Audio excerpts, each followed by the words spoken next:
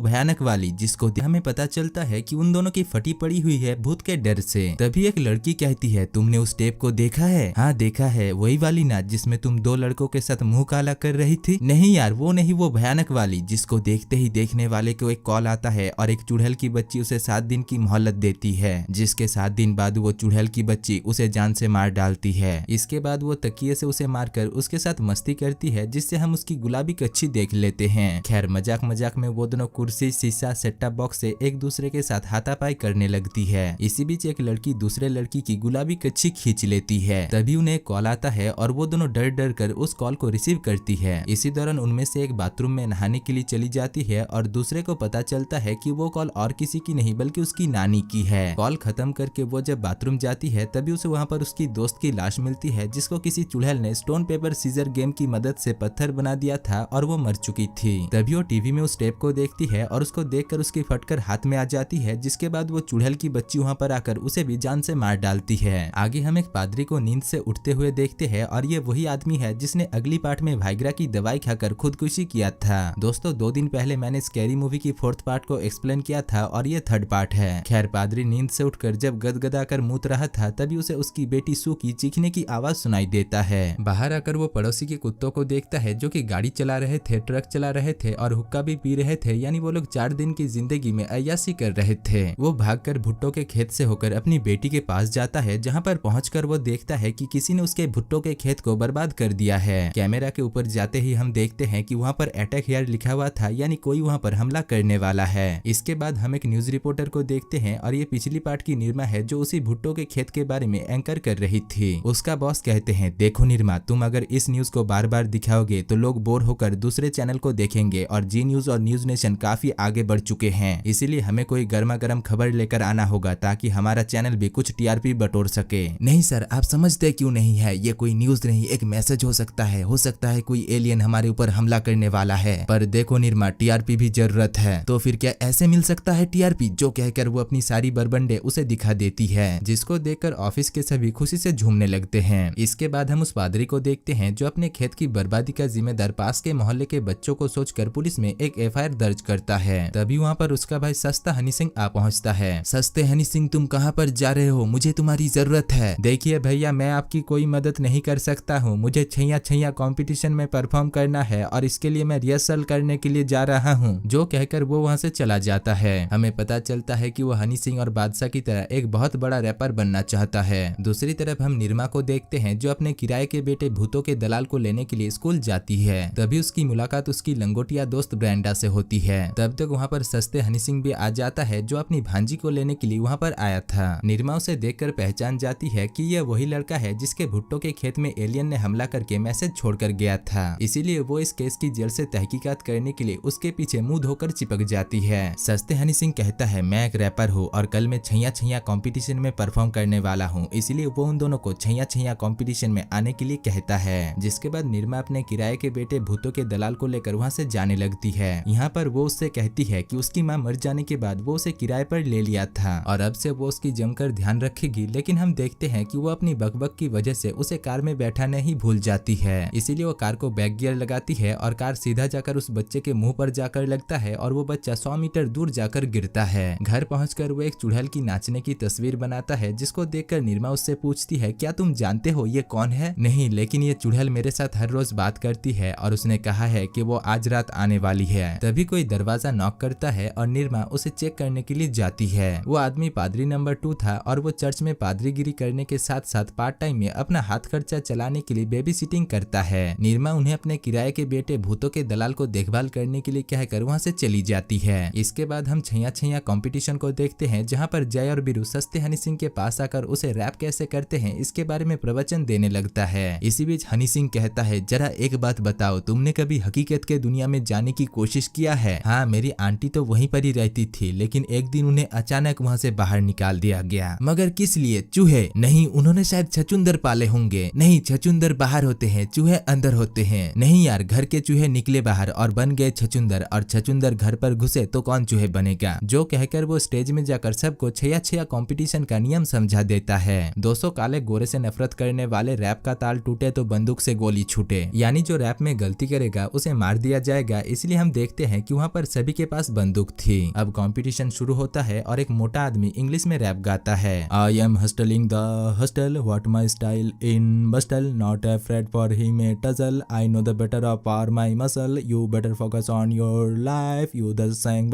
Bride. अब इस घटिया रैप को सुनने के बाद सस्ते हनी सिंह भी अपना जलवा दिखाता है और वो भी रैप गाना शुरू कर देता है। मैं हूँ लड़की बाज, मुझसे अकेले में मत मिल, सिलिकॉन वाली लड़की को मैं पकड़ता नहीं, गोरी गोरी स्किन पर मैं तो मरता नहीं क्योंकि मैं हूँ शेर, घास चढ़ता नहीं, तू है पतली सी नारी, पर तेरा वेट हो गया है थोड़ा भारी, मैं हूँ चांद तो तू है लश्कारी, खा जाऊंगी मैं पूरी की पूरी, क्योंकि बाराती बातें छुपाती, पास बुलाकर दूर क्यों जाती, दिन में मिल चाहे मिल मैनू राती। अब वो जब रैप गा रहा था तभी हम निरमा और उसकी दोस्त ब्रांडी को देखते हैं जो कि उस शो में आई थी और सस्ते हनी सिंह को रैप गाता हुआ देखकर वो लोग भी मजा लेती है। इधर रैप खत्म होने के बाद वो अपनी टोपी पहन लेता है जिससे वहाँ के सभी लोग उसे उठाकर बाहर फेंक देते हैं क्योंकि ये उनके लिए अपशकुन था। जिसके बाद निरमा ब्रांडा के घर जाती है और वो दोनों बाल्टी भरकर आइसक्रीम खाते हैं। ब्रांडा कहती है निरमा जानती है असल में मैंने एक टेप देखी जिसमें कुछ चौंका देने वाली इमेजेस थे। ब्रांडा होली का दिन था, मैं पहले कभी नहीं पी थी इसीलिए उस दिन थोड़ा चढ़ गया था। नहीं वो टेप नहीं निरमा, ये बहुत अजीब सी बात है, पर जैसे ही मैंने उस टेप को देखा मेरे फोन में एक घंटी बजी और एक भयानक सी गंदी आवाज ने कहा तुम 7 दिन के अंदर मरने वाली हो। तभी उसकी नाक से खून निकलने लगता है और वो अपने शकल को ऐसे बना लेती है जैसे कि उसे जोर की टट्टी आई है या फिर उसने 7 दिनों से टट्टी नहीं किया हो, जिसको देखकर निरमा काफी डर जाती है और तभी उसे पता चलता है कि ये सब कुछ बस उसकी एक मजाक थी। लेकिन तभी फिर से उसे दौरा आता है और इस बार उसकी बॉडी फोन के वाइब्रेशन होने से भी ज्यादा तेज हिल रही थी। इसी बीच वो नीचे गिर जाती है और उसके मुंह से सफेद झाग निकलता है, लेकिन ये भी उसकी एक मजाक थी निरमा को डराने के लिए। खैर इसके बाद वो पॉपकॉर्न लेने के लिए जाती है और देखती है कि उसकी सैमसंग की TV bar bar automatic on हो रही थी, जो देखकर उसकी फटकर हाथ में आ जाती है और वो निरमा को बुलाती है। लेकिन निरमा कहती है इस बार मैं तुम्हारे झांसे में नहीं आऊंगी ब्रांडा। इधर ब्रांडा देखती है कि उसके सैमसंग की टीवी के अंदर से पानी निकल रही थी। तभी टीवी पर एक भूत प्रोडक्शन फिल्म चालू होती है और वो पॉपकॉर्न लेकर उसे देखने लगती है। टीवी के अंदर से एक गंदी चुड़ैल की बच्ची निकलती है और वो ब्रांडा को मारने के लिए आती है, लेकिन ब्रांडा कैराटे में ब्लैक बेल्ट थी इसलिए वो उस चुड़ैल की बच्ची को एक जोरदार मुक्का खिलाती है। यहाँ पर उन दोनों के बीच WWE का कंपटीशन होता है, लेकिन वो चुड़ैल की बच्ची द रॉक से कम नहीं थी। वो उसके ऊपर एक जोरदार लतकंडी चलाती है और सोफे के पीछे कोपचे में ले जाकर उसकी ले लेती है। निरमा जब वहाँ पर आती है तभी वो ब्रांडा को मरा हुआ देखती है और काफी डर जाती है। इसके बाद हम सस्ते हनी सिंह को देखते हैं जो अपनी भांजी के पास जाकर कहती है तुम्हारे ब्रांडा मैडम मर चुकी है, हाँ हाँ मर चुकी है। दूसरी तरफ उस पादरी के पास एक आदमी आकर उससे कहता है कैसे हो फादर, मुझे फादर मत कहो, मैं पादरीगिरी तब से छोड़ दिया जब मेरी मखमल बीबी की दुर्घटना में मौत हो गई। जिसमें वो आदमी कहता है उस रात अगर मैं 20 मिनट के लिए नहीं सोया होता तो, और अगर मैं सारी की सारी बोतल नहीं पिया होता तो, अगर मैं तुम्हारी मखमल बीबी को नहीं मारा होता तो। जो कहते ही कहानी फ्लैशबैक में चली जाती है। हम देखते हैं कि पादरी जब एक रात घर वापस आ रहा था तभी उसे पुलिस रोक लेते हैं। एक फीमेल कांस्टेबल कहती है माफ करना पादरी जी, आपकी बीवी को एक ट्रक ने कुचल दिया है और वो अभी एक पेड़ में और ट्रक के बीच फंसी हुई है। मैं कुछ समझा नहीं। पादरी जी जब तक उसे वो गाड़ी दबाए रखेगा वो जिंदा रहेगी। मैं अभी भी कुछ समझ नहीं पा रहा हूँ। जिसके बाद वो उसे प्रैक्टिकल करके समझाती है। यानी उसकी रीढ़ की हड्डी टूट गई है? नहीं, उसकी 2 टुकड़े हो चुके हैं। तुम्हारा मतलब बिल्कुल बीचों बीच से? नहीं, कमर के तरफ से। माफ कीजिएगा, सोचिए ये उसकी नीचे का हिस्सा है तो मुझे क्या उसके साथ कुछ पल मिल सकता है? नहीं, मैं कुछ समझी नहीं। जिसके बाद वो उसे प्रैक्टिकल दिखाने लगता है जिसको देखकर वो समझ जाती है कि वो क्या करना चाहता है। खैर वो अपनी मखमल बीबी से जाकर मिलता है। डार्लिंग मुझे बचा लो, मैं मर रही हूँ। नहीं नहीं ऐसा मत बोलो, कार ने तो बस तुम्हें छू कर ही गया है। डार्लिंग मुझे आखिरी बार के लिए किस करो। जिसके बाद वो उसे किस करता है। उसकी मखमल बीबी कहती है वादा करो कि मेरे जाने के बाद तुम किसी के साथ भी दूसरी शादी नहीं करोगे और ना ही तुम किसी के साथ शारीरिक संबंध बनाओगे। ऐसी बात मत करो, ट्रक ने तो बस तुम्हें छुआ ही है। No no sex, no sex. देखो तुम्हारी आवाज ठीक से नहीं आ रही है, शायद इन जख्मों की वजह से, जबकि हमें भी उसकी बात साफ साफ सुनाई दे रहा था। जिसके बाद वो उसकी आंख बंद कर देता है और कहता है कि मुझे तुम्हारी याद बहुत आएगी, जाओ स्वर्ग के रास्ते खुले हुए हैं। तभी गाड़ी की लाइट बंद हो जाती है और उसकी मखमल बीबी लुढ़क जाती है। दूसरी तरफ हम ब्रांडा के फ्यूनरल को देखते हैं जहाँ पर सस्ते हनी सिंह अपनी भांजी सू को लेकर आता है। ब्रांडा की माँ कहती है मरने के बाद कितनी शांत हो गई है मेरी परी। लेकिन जब हम ब्रांडा की डेड बॉडी को देखते हैं तो वो कोई भयानक आत्मा से कम नहीं। वहाँ पर निरमा के किराए का बेटा भूतों के दलाल भी आया हुआ था जो कि वहाँ पर हर किसी की मौत का भविष्यवाणी कर रहा था। सस्ते हनी सिंह निरमा से मिलता है जो कि अपनी भांजी को उसकी टीचर की डेड बॉडी की दर्शन करवाने के लिए आया था। निरमा कहती है ब्रांडा ब्रेंडा हम सब के दिल में हमेशा जिंदा है। क्या जिंदा है? यानी वो जाग रही है। ब्रेंडा उठ जाओ, जो कहकर वो उसकी डेड बॉडी के साथ जबरदस्ती करने लगता है। दूसरी तरफ ब्रेंडा के पेरेंट्स भी अपनी मरी हुई बेटी की लाश के साथ जबरदस्ती होते हुए देखकर उसे मारने के लिए आते हैं। तब तक वहाँ पर जय भी पहुंच चुका था और वो अपने दोस्त को पीटते हुए देखकर बिना कुछ सोचे ही लड़ाई में घुस जाता है, जिसके बाद वो सबको एक एक करके मुक्का खिलाता है और आखिर में उसकी नानी को भी। इसके बाद वो दोनों वहीं पर ही उसकी ट्रीटमेंट करना शुरू कर देते हैं और उसके मुंह पर थप्पड़ जड़ जड़ कर उसे उठाने की कोशिश करते हैं, लेकिन इससे तो वो नहीं उठती, पर थप्पड़ खा खा कर उस डेड बॉडी की फट जाती है और उसकी कच्ची निकलकर उसके नानी के सर पर जाकर गिरती है, जिस वजह से सस्ते हनी सिंह को उठाकर बाहर फेंक दिया जाता है। रात में निरमा अपने घर पर उसी टेप को प्ले करती है, जिसको देखने के बाद 7 दिनों की ही वारंटी रहती है। वीडियो में वो देखती है कि एक औरत कंघी कर रही है और उसके कांख के बाल काफी बड़े हो चुके हैं, क्योंकि भूत के शहर में कोई ब्यूटी पार्लर नहीं होता। वो वीडियो में एक बेसमेंट और एक चुड़ैल की बच्ची को देखता है, तभी उसे एक कॉल आता है। कॉल की दूसरी तरफ एक चुड़ैल कहती है 7 दिन। 7 दिन यानी अगली सोमवार मैं मरने वाली हूँ? नहीं, अगली सोमवार को नहीं, वो तो वर्किंग डे है, मैं तुम्हें संडे को ही पिक करने आऊंगी, लेकिन बीच में तो 2 दिन छुट्टी है, आप छुट्टी के दिन भी गिनते हैं? नहीं, कोई छुट्टी नहीं मिलेगी। क्यों नहीं मिलेगी? उस दिन तो सभी छुट्टी लेते हैं। दूसरी तरफ हम सस्ते हनी सिंह को जय और बीरू के साथ देखते हैं, तभी निर्मा अर्जेंट उसे अपने पास बुलाती है। वहाँ पर पहुंचकर वो उससे कहती है मैंने उस टेप को देखी है जिसको देखने के बाद ब्रेंडा की मौत हुई है। अब ये सब कुछ सुनने के बाद बीरू से एक फीमेल तांत्रिक के बारे में बताता है और कहता है कि वो काफी पहुंचे हुए तांत्रिक है और तुम्हें आज ही उनके पास जाना चाहिए। जिसके बाद निर्मा मुंह उठाकर उसके पास पहुंच जाती है और उसे पता चलता है कि उस फीमेल तांत्रिक को पहले से ही उसके बारे में पता चल चुकी है। यहाँ पर वो लोग उस टेप को प्ले करते हैं और उन्हें वहाँ पर काफी सारे क्लू मिल जाता है। टीवी से बाहर निकलकर वो चुड़ैल उस फीमेल तांत्रिक को एक चाटा मारती है, जिसके बाद कंघी करने का ढोंग करने लगती है। वो कहती है निकल साली टीवी से, जो कहकर वो उसे खींचकर बाहर निकालती है और जोर का चाटा खिलाती है। जिसके बाद वो चुड़ैल फिर से टीवी के अंदर जाकर कंघी करने लगती है, जिसको देखकर वो फीमेल तांत्रिक फिर से टीवी के अंदर जाकर उसके बाल को खींच लेती है और कहती है अब कर साली कंघी। इसके बाद निर्मा जब अपने घर वापस आती है, तभी अपने किराए के बेटे भूतों के दलाल को वो टेप देखते हुए देख लेती है। वो जाकर उसे रोकती है, लेकिन तब तक बहुत देर हो चुका था और कॉल आ जाता है। फोन के दूसरी तरफ से वो चुड़ैल कहती है कैसी हो निर्मा, आखिरी हफ्ते का मजा ले रही हो? मुझसे इंतजार नहीं होता। चलो तुमसे बात करके अच्छा लगा, तुम्हारे किराए के बेटे के साथ बात करवाओ। निर्मा जब उसे फोन देने से मना करती है, तभी वो उसके बेटे को भी 7 दिन की मोहलत देती है, जिस वजह से निर्मा सस्ते हनी सिंह से उस चुड़ैल को पकड़ने में उसकी मदद मांगती है, लेकिन वो उसकी मदद करने से इनकार करके वहाँ से चला जाता है। रात में हम पादरी को देखते हैं, जिसको घर के अंदर किसी की गाना गाने की आवाज सुनाई देता है। आवाज के पीछे पीछे वो अपनी बेटी सू के कमरे तक पहुंच जाता है, जहाँ पर उसे सू तो नहीं मिलता, पर वहाँ पर उसे माइकल जैक्सन का आत्मा मिलता है। वो दोनों वहाँ पर हाथापाई करते हैं और माइकल जैक्सन डांसिंग स्टेप से उसे बहुत बुरी तरीके से मारता है, लेकिन आखिर में वो पादरी उसे बहुत बुरी तरीके से मारकर खिड़की से नीचे गिरा देता है। अगले ही दिन निर्मा ये खबर फैला देती है कि एक ऐसा वीडियो टेप है जिसको देखते ही 7 दिन के अंदर देखने वाले आदमी मारा जाता है। जो खबर धीरे धीरे अमेरिका के प्रेसिडेंट के पास भी पहुंच जाते हैं और वो इसकी तहकीकात करना शुरू कर देते हैं। दूसरी तरफ निर्मा उस टेप में दिए हुए क्लू को फॉलो करते हुए एक जगह पर पहुंचता है, जहां पर एक ठरकी बुढ़ा बैठा हुआ था। यहाँ पर निर्मा उससे उस चुड़ैल बच्ची के बारे में पूछती है, जिसमें वो बुढ़ा कहता है मैं और मेरी इकलौती बीवी को एक बच्चा चाहिए था, लेकिन वो गर्भवती हो न सकी और ना ही मैं, इसलिए हमने उस बच्चे को गोद लिया। लेकिन वो शैतान थी, घोड़ों को पागल कर डालती, कुत्तों को मार डालती, रिमोट चुरा लेती, फ्रिज का खाना भी चुरा लेती, इसीलिए मेरी बीवी ने उसे कुएं में डुबोकर मार डाला और इसका एक वीडियो टेप भी लॉन्च किया। साथ ही साथ वो बुढ़ा यह भी कहता है कि दुनिया में कुछ दिनों से एलियन का आना जाना हो रहा है, हो सकता है कि उसी ने ही उन एलियंस को दुनिया को तबाह करने का ठेका दिया हो। दूसरी तरफ हम पादरी को देखते हैं, जो अपने परिवार के साथ खड़े होकर न्यूज देख रहा था। टीवी में दिखाया जाता है कि कई सारे जगहों पर खूंखार एलियंस दिखाए गए हैं, इसीलिए वो अपने परिवार और निर्मा और उसके बेटे को लेकर बेसमेंट के अंदर छुप जाता है, ताकि एलियंस उनका कोई नुकसान ना पहुंचा सके। थोड़ी देर में वहाँ पर जय भी आ जाता है और वो सभी फैसला करते हैं कि औरत और बच्चे यहीं पर ही रहेंगे और वो तीनों बेलचा लेकर उन एलियंस को मारने के लिए निकल पड़ते हैं। हम देखते हैं कि वो लोग जब खेत के अंदर घुस रहे थे, तभी 2 एलियन उनका पीछा कर रहा था, पर इसी बीच वहाँ पर प्रेसिडेंट आ जाते हैं और उन एलियंस को गलती से कुचल देते हैं। दरअसल प्रेसिडेंट वहाँ पर इसलिए आए थे क्योंकि उन्हें पता चल गया था कि एलियंस यहाँ पर हमला करने वाले हैं। तब तक वहाँ पर बीरू भी अपने साथियों के साथ पहुंच जाता है, लेकिन तभी वो एलियंस उन सभी को धर दबोचते हैं। इसी बीच जय एक एलियन को उस बेलचे से मार डालता है, जिससे सभी एलियन डरकर माफी मांगते हैं। वो एलियन उनसे कहते हैं डरमी